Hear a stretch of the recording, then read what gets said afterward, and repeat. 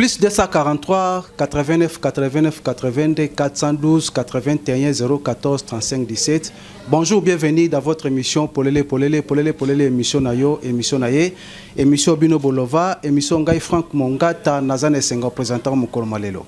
Lelo tozali mercredi 27 août 2025, les ajourments qui te rejoignent, les ajourments vraiment pas comme les autres.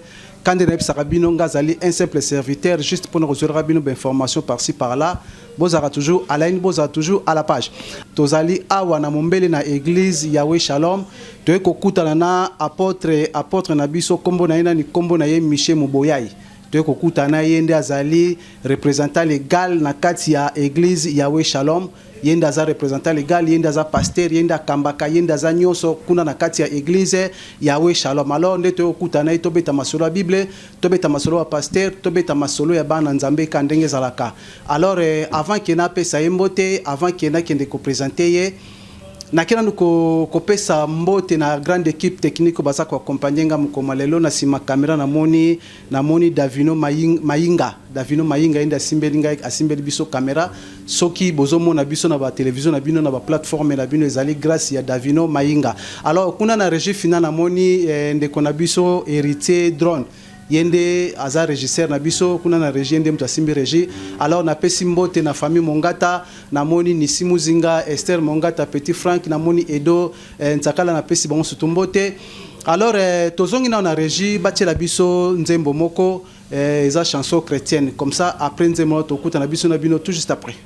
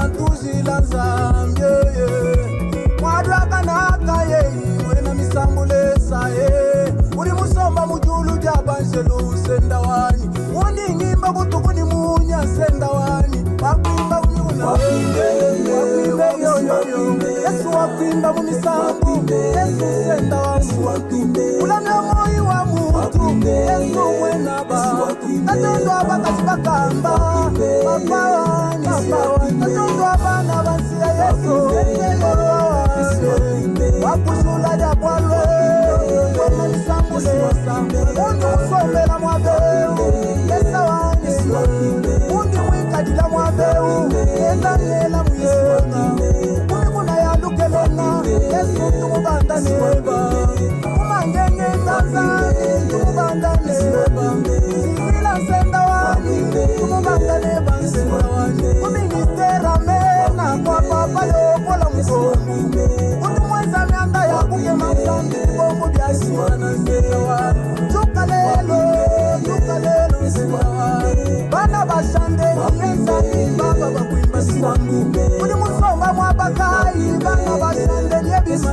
tenda wani tenda bimbe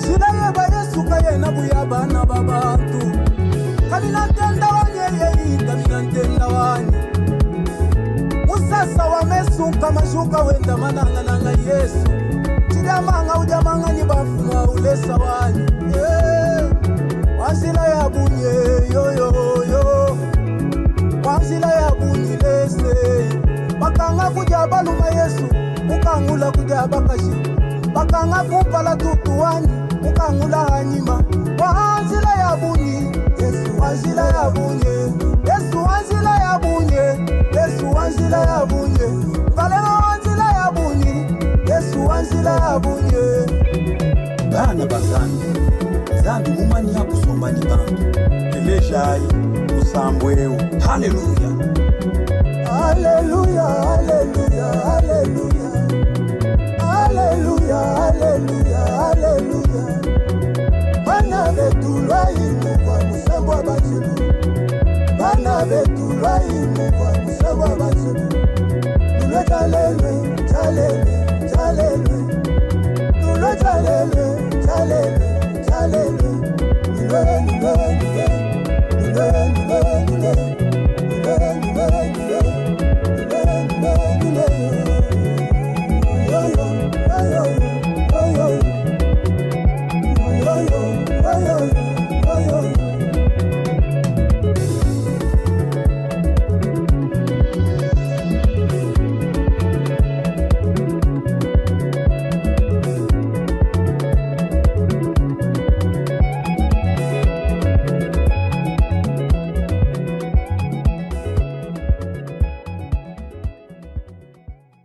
Bien, mes chers téléspectateurs, Nzembo wana bouti koyoka titre nango ezali les chants des anges. Nzembo wana ezali à pasteur Armand Musunga eza à cette temps déjà na plateforme nyoso soki bo betika ka Armand pasteur Armand Musunga boko zwa Nzembo wana bo se procurer nango ça kitoko sa malaminga. Alors na tourner pas ya apôtre Nabiso kombo na ye Michel Moboyai. Papa bonjour.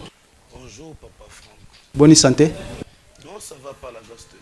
En tout cas, celle Mikolo Belé, to mon unité, hein. Celle Mikolo Belé, battant, oui, oui. Vraiment. Alors, Bana Nzambe Bazolando Siko, moi message pour na bango, na moi battant, to mon anakité wana. Shalom pour que Dieu, que le Seigneur vous bénisse.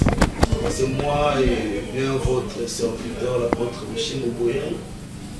Avec papa Franck de tous les jours, ça fait un bon moment. Et donc, quand on n'a pas si se voir les lots, par la grâce de Dieu, on est là pour. Bien, mes chers téléspectateurs, nous sommes là pour nous servir le peuple congolais, tous en pour nous servir Mboka. Alors, si j'ai les lots, 8 jours de joie et de surprise. 8 jours de joie et de surprise. Alors, on a habité, apôtre, 8 jours de joie et de surprise. On a une 8 jours de joie et de surprise. C'est une activité qu'on organise presque chaque année. Et ça a un objectif autolobaka, surtout qui s'en déco. Très bien. Et s'en déco sourire. Ok. On a quand on dit des surprises, et dans ces programmes, tout un chalomiste nyonso. Et chacun à son coin s'apprête avec un cadeau. Il y a un déco et puis il va l'offrir ses cadeaux. C'est comme ça que ça se passe. Très bien. Et des surprises. Pourquoi on les dit des surprises? C'est parce que tous les serviteurs de l'église qui sont des futurs ministres, orateurs. Très bien. Comme nous avons le thème qui est là, je ne lâcherai pas à cause de ma couronne. Très bien, très bien. Tous très les bien. serviteurs, il s'est fait qu'on a 3 orateurs dans chaque culte. Bien. Le premier orateur, ok. quand il commence, le deuxième orateur très bien. ayebite le bango so baza ko s'apprêter. OK, OK. La place yé à Kobanda. Histoire au yé à côté ya wana. Très bien. Pendant qu'il y a un deuxième orateur, on zone noté à s'apprêter. OK. Il viendra prêcher kaka na esika oyo le premier orateur. Asukaki. Atei, OK, OK. Très bien. Troisième orateur pas ici ba élément mususu. OK. Pour aider le futur ministre, OK. il a travaillé convenablement. Très bien. Face à la réalité, tout le monde sur les choses. OK, alors thème ezali, j'irai jusqu'au bout à cause de ma couronne. N'habité, est-ce que à part thème oyo, thème ce que et quoi que te, pourquoi prenez qu'à thème oyo? On a beaucoup de thèmes sur OK. l'agenda. Très bien, très bien. OK. Mais dans 8 jours, les jours où on avait choisi, j'irai jusqu'au bout à cause de ma couronne. Très bien, très bien. Quand on parle de la couronne, c'est une récompense au Bapesa Kamoto. Ce qui a Kimimba Moudé Bapesi aux années couronne.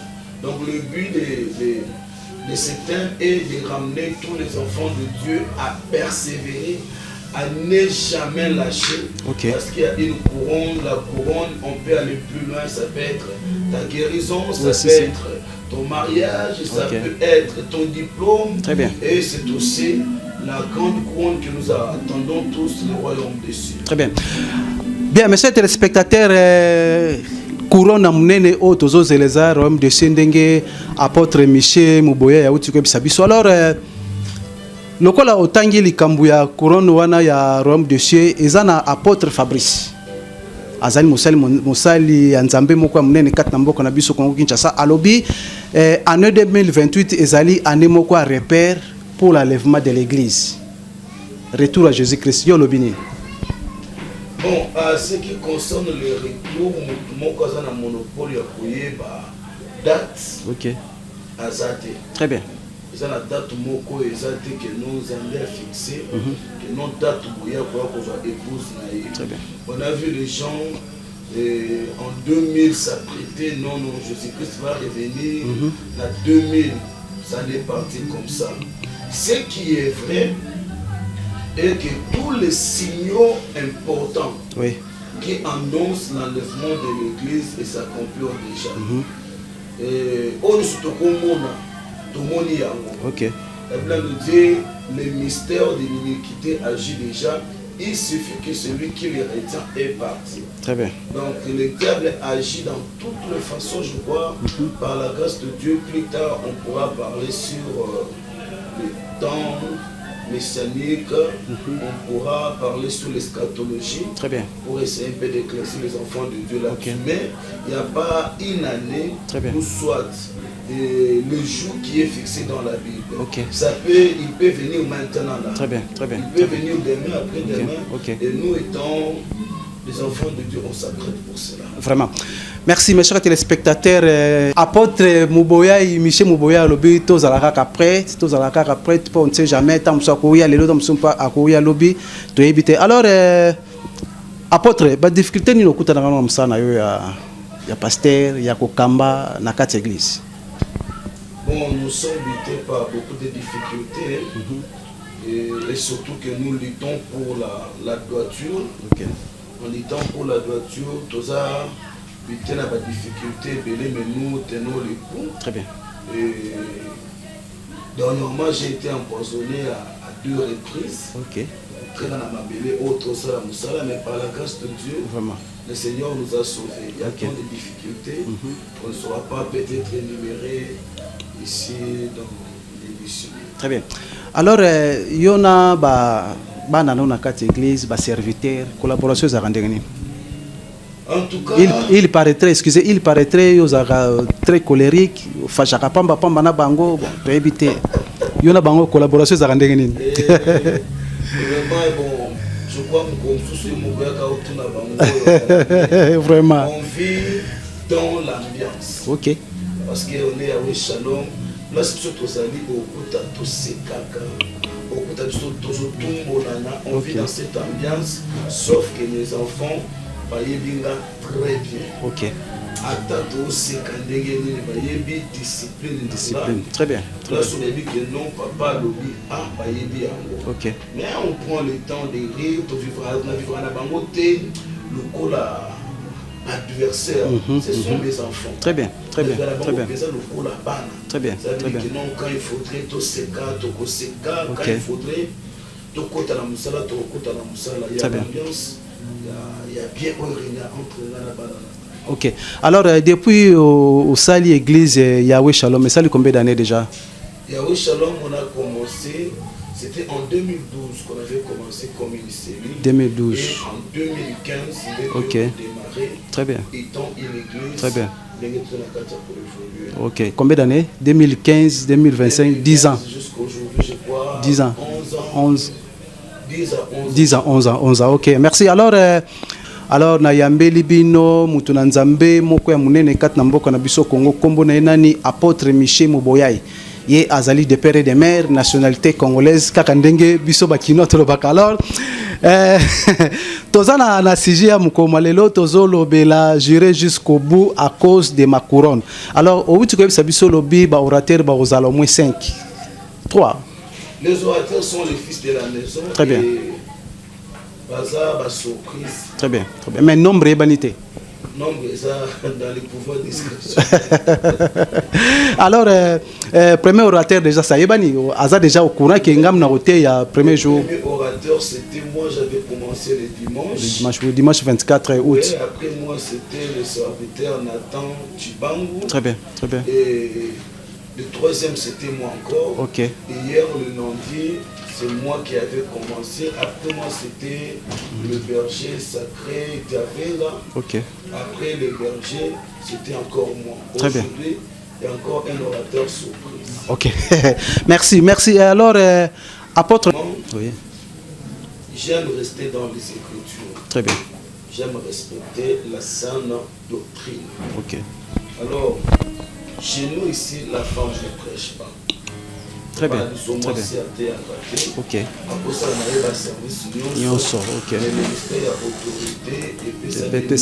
Très bien. Très bien. Ok. Ok. Très bien. Ce qui n'a posé question parce que na moni maman Nadège, moi si maman Nadège Bumba. Moi si ya nani Bumba azoko bénir mariage moko boy. C'est pour ça na tout ni ce que ça permis na quatre église bino en tant que ba serviteur de Dieu, en tant que ba sali na Nzambe minene bo mekana ko éclaircir peuple congolais za kolanda biso. On a bango examen permis. Très bien. Très bien. On a biso. OK. Je reste dans les Écritures. C'est ça. Et pas dans les permis. Très bien. Alors toza toujours quand la Bible exception dans Deutéronome 22:5. Moi ça ko la telamba mobali pas ko la telamba moi c'était mais apparemment na l'église ya lelo tozo mona basi ba la ba pantalon ba zola ta ba chemise ya mibali alors bulu yeke koti bino ba sena nzambe bolobini pour le campo. Bon, parlons du vêtement. Je retiens une chose que la femme doit s'habiller avec modestie et pudeur. Très bien. Comme la Bible dit. OK. Moi c'est la tabilamba le balata. Il y a moi c'était très bien. Et il y a un peu de polémique concernant les pantalons. Bon là, je dirais ce qui est dans le pantalon, c'est la question de romancer à la tienne. Ce papa Franck on a des pantalons à mi-part. Très bien. Il y a des pantalons, il y a des questions qui de offrir à la type, c'est que mon frère, comment on a des pantalons, il y a masculin. Eza masculin, eza pour na mibali, pour na basité. Mais ceux qui ont moi sur la tienne, moi c'est que contradiction côté na ma commune Nzambe. Il y a des pantalons qui sont pour des femmes. Ah bon? Oui. OK. Et des pantalons pour les hommes.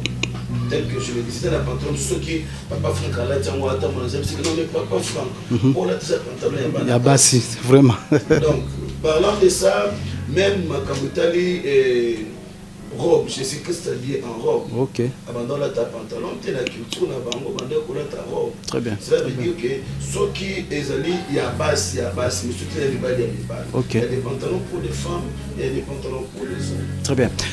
Bien, mes chers téléspectateurs, merci Nabino Batobozola de partout d'ailleurs na Pesimbo te na peuple congolais, Congo Kinshasa, Congo Brazza, Angola Londa, na Pesibino Nyostumbo te na Pesimbo te na gouverneur militaire Luboya Kashama Johnny na Ituri kuna na Pesimbo te papa Musalo Salama kitoko Musalo Sala vraiment kitoko en tout cas président Nabiso Fachi Beton asala ki choix moko kitoko pona ko choisir yo ozala kuna na Ituri mbote nzambe apambola yo. Alors apôtre Michel Mouboyaï, tozana 8 jours de joie et de surprise. Na habité 8 jours et bandaki campé ko silaka. 8 jours de joie et bandaki depuis le dimanche 24. OK. Le matin on est tourné à Kata pour évoluer en gros. Très bien. Samedi tozala na Tongo. OK. Dimanche to pour clôturer en gros na Pourquoi avec une soirée de célébration au dénommé en gros Atumbishibwe. Qui est Antilouba, Akumisama. C'est une soirée de célébration. Et dans cette soirée-là, on va octroyer des certificats de mérite. OK. Très bien. Très bien. Après 3 ans. Après 3 ans, tu peux savoir un certificat de mérite. OK. Et pas ouvrier. Très bien. Moi, je crois. C'était en 2022. 2022, je crois. 2022. Là, maintenant, après 3 ans, on va encore leur donner un certificat de la soirée de célébration où ils ont dimanche le 31. Bien, merci mes chers téléspectateurs. Dimanche le 31 août, Oyo Biso Nyonso Toya na église Yahweh Shalom, Boya wana to sepela to savourer et osa kitoro sa malamingi. Alors église Zwamika na baba Maimpili no loin na avenue Lumumba, no loin wana église Zawana Boya Biso Nyonso to kutana wana dimanche ngape na kozala. Boya tokutana wane kosa kitoko esa malamingi. Alors mutu nzambe dernièrement awa bosala ki ba activité moko lo sambo na balabala. Lelo boyo ko kende na 8 jours de joie et de surprise. Alors na nyonso tu wana bozo sala bongo pona nini? Dans tout ce qu'on fait, tout ça toujours avec un but, avec objectif. Très bien. Si vous essayez de regarder na page Facebook na biso, même na YouTube na biso, vous allez voir que na le sambo na balabala. Okay. C'était 30 matin. Na 30 matin, on a Soukanango, on a gagné les âmes. OK. On les a formés et ils ont été baptisés. Très bien. Donc l'objectif c'est de gagner les âmes. Dans le temps où Tozali Kubunda na Pamba entre nous les pasteurs, qui est grand, qui est petit, vraiment, qui est ceci, cela. Okay. Tandis qu'il y a beaucoup d'âmes à gagner. Très bien. Quand on fait des activités, ces activités, nous gagnons les âmes.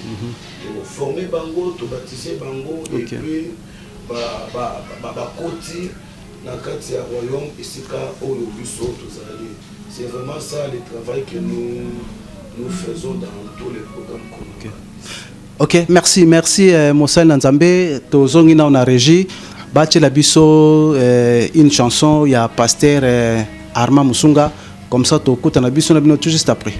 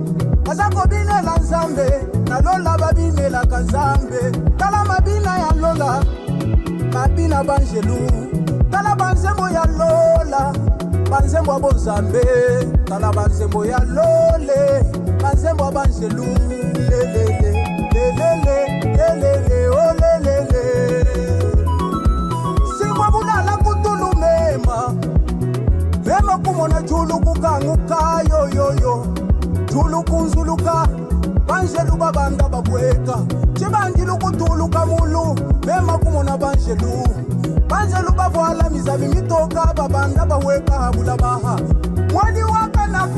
mwadi wakanaka Jehova seteli wanyu musoma mujulu banjelu bimba babanda baweka wakutile yoyoyo misambu senda wanyi wakutila kumikuna chimpinga bamujanda suka wenda mananga Yesu amputa ya bibangu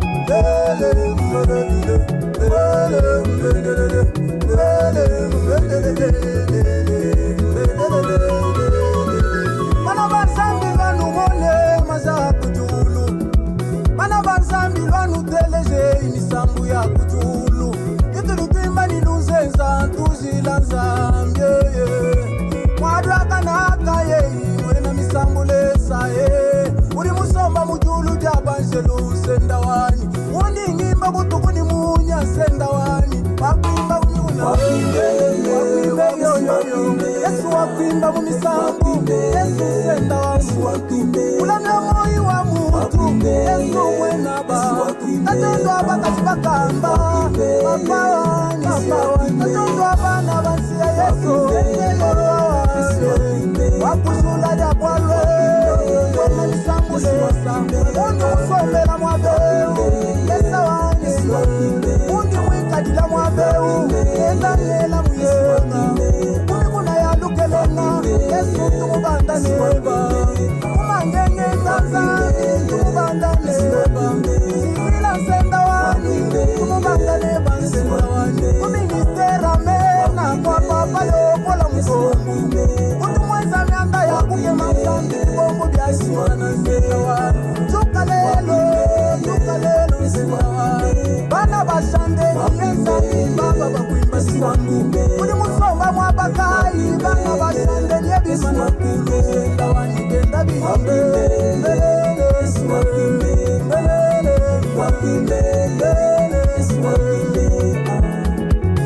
Shida yeba Yesu kaye na buya bana babatu Kamina ntenda wanye kamina ntenda wanye Musasa wa mesuka mashuka wenda mananga nanga Yesu Chidamanga ujamanga nyibafuwa ulesa wanye Wanzila ya bunye yo Wanzila ya bunye lese Bakanga kuja baluma Yesu Mukangula kuja bakashi Bakanga kupala tutuwani Mukangula hanyima Wanzila ya bunye Yesu wanzila ya bunye Yesu wanzila ya bunye Yesu wanzila ya bunye Kalema wanzila ya bunye Yesu wanzila ya bunye Bana Zambi mumani ya kusomba ni bantu Eleshai Musambweu Haleluya Haleluya Haleluya Haleluya Haleluya Haleluya Haleluya Bana betulwa imuva musambwa bachilu Bana betulwa imuva musambwa bachilu Nule talele Nule talele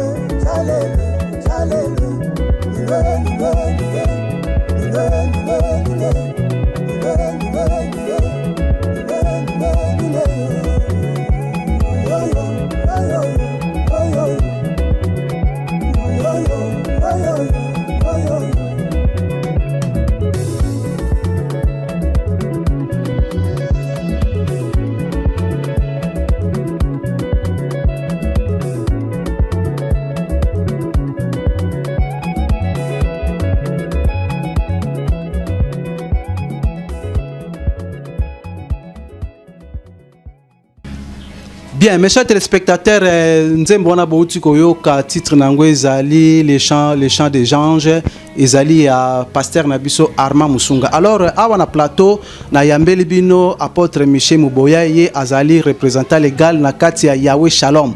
Yenda Azali wana, Yende Akambaka, Yenda Azali numéro 1, ya Yahweh Shalom, Kaka Nambuka Nabiso Kongo Kinshasa. Alors, Moussa Nzambe, toyebite yo na ba pasteur nyoso ya Mombele. Po église siko eza na Mombele.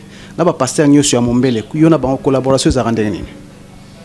En tout cas, na ba pasteur Yamoumele, nous sommes dans la paix. Très bien, très bien. Nous sommes dans la paix. Ok. Chacun à son coin en train de faire l'œuvre du Seigneur. Tout ça, vraiment la kimia. Ok. Attaque tout, putanaka. Vraiment. Mais on est en paix. Ok. Donc, surtout qu'il y a à côté. Et on vit ensemble. Bango ba invita ko kenda côté mais yo invita ka bango te. Non. Eh apôtre. Ok. Le pasteur Romain c'est à mingi yo benga pasteur Romain na sina yo ki basango ke yo benga pasteur Romain ka pasteur mi balé yo benga ka wana. Alors na mombele ba pasteur bazebele. na mombele kana yande koya. Très bien, très bien. Ok.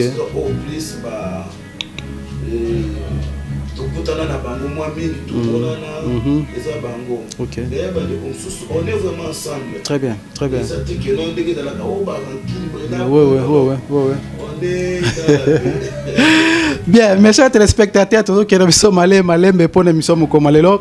Alors, apôtre Michel, naba pasteur nyoso ya Congo, ya Mombele, ya Congo Mobimba, na kati na bango kota ngela sota moi 5 pasteurs baza ba légende.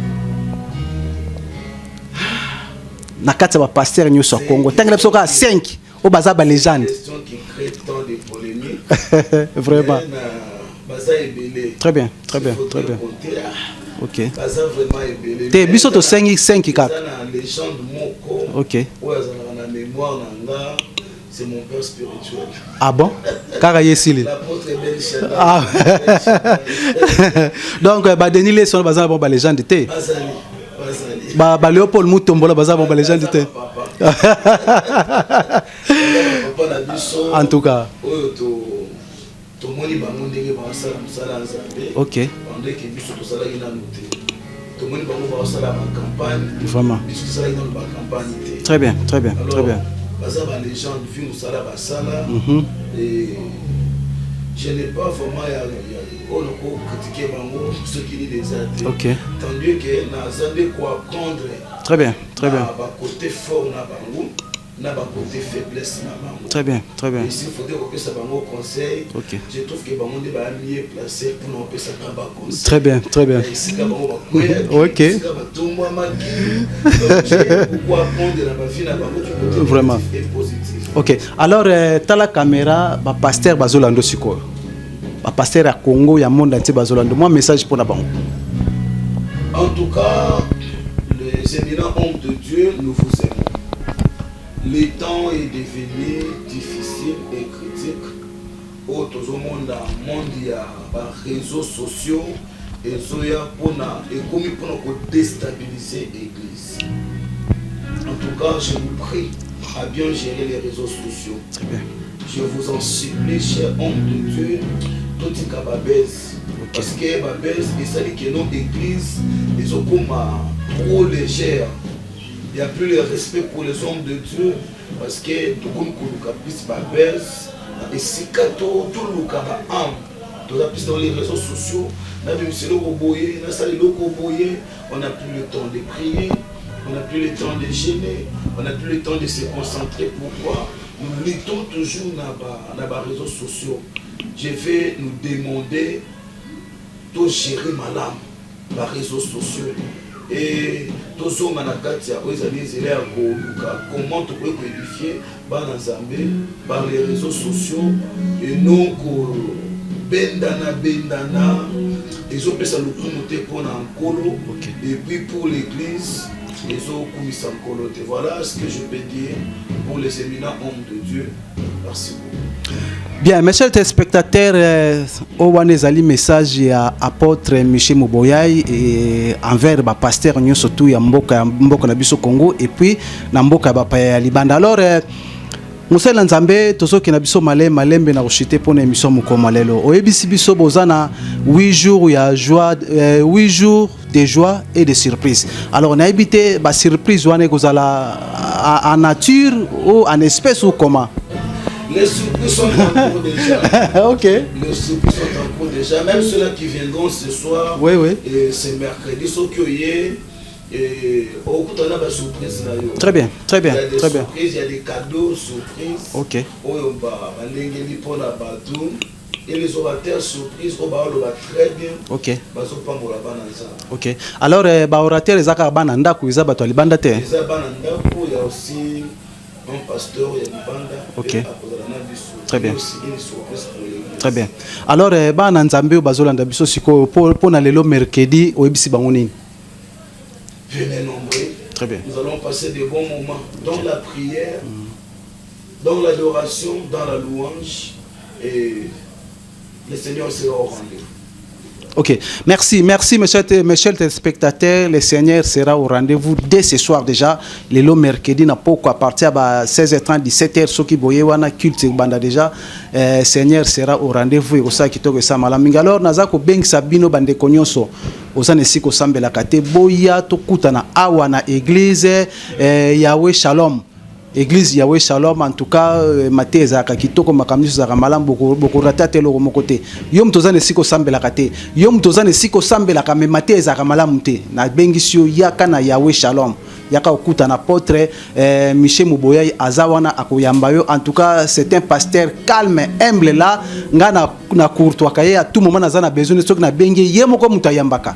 Alors yo pe na sengi no pe yaka okuta na yebo solo la ba difficulté ba problème ozanango o makambo zo simbate o libale zate musale zate yake panaye nzambe na ye ako débloquer makambo nyonso tout. Alors musana nzambe tozonge panayo tozoke na biso malembe pona ko chiter mukoma lelo. Alors na tozako tuna bino ba saint nzambe ya mboka na biso ko Kinshasa Congo ces derniers temps makambo elekebele ba guerre na este na Kinshasa ba kuluna na ba Congo ba accident ba makambo ebele za na mboka na biso Congo bino antake ba saint nzambe bosali ni pona makambo wana esateni.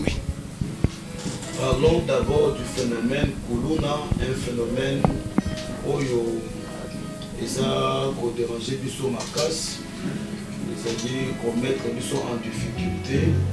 Il y a des kuluna autour ba kuluna. Mais parlons d'abord dans notre secteur Mumbele. Nous sommes habités par un problème où il y a des fois les gens disent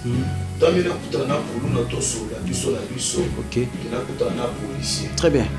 C'est devenu vraiment compliqué. Moi, plusieurs fois, on a eu à m'inviter, à m'appeler. Non, papa, on a un problème ici. Bakangi frère Kingani. Et c'est qu'on libérer. Donc on a culte les dimanches, les samedis, frère a aussi répétition. À l'occasion de rien. À l'occasion de rien. On retrouve des infractions vagabondage. Donc ce sont des choses et des fois. Vraiment. Moi j'aime le Congo. Mais le jour où j'avais assisté Congo, c'est notre pays. C'est notre pays. Notre patrie. Je vous dis, j'étais très choqué. Vraiment. On avait une campagne là au terrain. Ok. On a une réunion. Vers 19h, tous ces réunions, on a l'église pour s'apprêter. Il y a des policiers, des clavéristes, chantres, protocole et l'autre frère. Vraiment. J'étais obligé de cette musique pour intervenir. Quand j'essaie de demander qu'est-ce qu'ils ont fait au vagabondage, je me suis dit, bon, ça c'est quoi ça? Tandis que tout citoyen est libre de circuler partout. Sur toute l'étendue de la République. Très bien, très bien. Donc c'est un problème qui nous dérange, ce qui va causer. Côté, je crois, en parlant de ça, les policiers n'ont sauté, les sous-7 n'ont sauté. Ils ont bien tout petit bango longonia. Et il y a de ceux-là où basa lango na ndenge ya mabe, bango na ndenge toza na kati ya kolobela. Et l'insécurité à l'est de mon pays, le Congo se lèvera. Le Congo se lèvera. Nous irons jusqu'au bout pour le Congo. Et nous allons remporter la couronne comme on l'a dit, le Congo sera sauvé. Zambapé Saba Konzinabiso Mayele, Bolingo ya Congo pour Totombola Nkita. Très bien. Nzambe apesa biso Bolingo ya Congo pour Totombola Nkita ya mboka na biso RDC Kandenge Zalaka. Alors apôtre Michel Muboyai na affiche awa na moni Maman Léa Muboyai. Na habité ye na kata makambo yo sanini. Parce que yo biso akeno na ministère na yo mwasa ko te ate mais yeto moni akoti na kati makambo pona nini Maman Léa, c'est mon cœur. Très bien, très bien. Maman Léa Mouboyaï, bonjour maman, mbote na yo mère. Na après mission Toroya. Toroya wana to savourer moi champagne kandenge zalaka. Merci maman. Il y a le centre de l'Éternel. Elle fait son œuvre. À Yembaka et à la soirée, je crois que c'est Boye, beaucoup de non. Et ali kabu autoroki quoi étouffé. Na pour simple d'éclaircir là-dessus, bah maman a bu so bateyaka entre eux les femmes. Ouais, maman les a pas teyaka. Entre eux les femmes bateyaka. Le plus grand point avec l'église d'aujourd'hui c'est quoi? Comme je l'ai toujours dit, nous boronisons. C'est un terme qui vient de moi, ça dit bornabuson. Église comme bornabuson, ma mère zalawana. Je l'ai toujours dit à l'église, je n'étoufferai jamais mon fils biologique tant que je n'étouffe pas mes enfants aussi dans le Seigneur. Très bien, très bien. Moi, je suis dans le ministère à travailler le cours de très bien, très bien. Mais dans la classe, je suis bien à vie. L'église est héritage de la famille. Oh, il y a famille? Non, non. Ah bon? C'est héritage de la famille. Oh. Mais quelque part, vous préparez, non? Na cause, vous préparez. Attends que jour où vous allez hier, azur élève. Nous autres qui sommes dans la classe. Très bien. Pourquoi tu as théologie? Théologie. Bazala no mike. O benami na ministère, gloire à Dieu. Oui, oui. O ko benga m'appelle na ministère, mo benami o kamba église. Très bien, très bien. Au Benga Mokambe église. Ici chez nous c'est la méritocratie. OK. Oyo a mérité, n'a mérité. Ceux qui m'ont mérité, t'as mérité. Ceux qui m'ont mérité, a mérité. Ceux qui m'ont mérité, a mérité. OK. Les gens bords, il y a bu sauté que non, on a boronisé. Très bien. Non, ce n'est pas vraiment ça. Bien, mes chers téléspectateurs, tu comme nous presque na souka, tu as juste une des questions pour clôturer l'émission Moukamolelo. Alors, apôtre, tu comme nous na souka pour l'émission Moukamolelo. Alors, tu évites aussi ban nzambeni ni pona 8 jours de joie et de surprise. J'irai jusqu'au bout à cause de ma couronne. Fortifie-toi.